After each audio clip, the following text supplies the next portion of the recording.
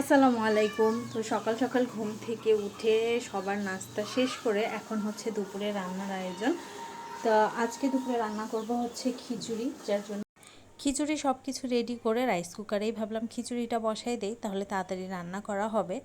তো এদিকে খিচুড়ি সব কিছু রেডি করে দিচ্ছি। আজকে দুপুরে আসলে খিচুড়ির আয়োজন করব এরকম কোনো প্ল্যান ছিল না। তো হুট করে বুলবুল বলতেছে আজকে দুপুরে খিচুড়ি খাবে, আর তার মধ্যে কারেন্টটা এত পরিমাণে ঝামেলা করতেছে, ঝরঝরা খিচুড়ি রান্না করব, সেই জন্য এখানে পরিমাণ মতন পানিটা দিয়ে দিলাম।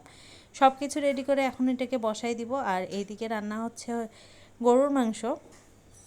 তো কারেন্টটা যেহেতু খুব ঝামেলা করতেছে, তাই এদিকে গ্যাসের চুলাতেই হচ্ছে মাংসটা বসাই দিলাম। আম্মু এটা রান্না করেই রাখছিল, আমি এখন শুধু ঝোলটা কমাই নিব। আর মাংসটা কষানোও হয়ে গেছে।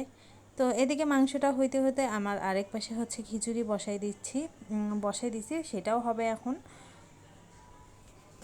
এদিকে আমার খিচুড়িটাও হয়ে আসছে, আর একটু সময় লাগবে। এই খিচুড়ি বসাই দিয়েই দুইবার করে কারেন্ট গেছে। তো যাই হোক, এদিকে খিচুড়িটা হচ্ছে, আর আরেক পাশে আম্মু কিন্তু করলা ভাজি করে রাখছিল। যেহেতু আমাদের হচ্ছে দুপুরে মানে খিচুড়ি রান্না করবো এমন তো কোনো প্ল্যান ছিল না। তো যাই হোক, এই ছিল আজকে দুপুরের আয়োজন। আজকে এই পর্যন্ত। আল্লাহ হাফেজ।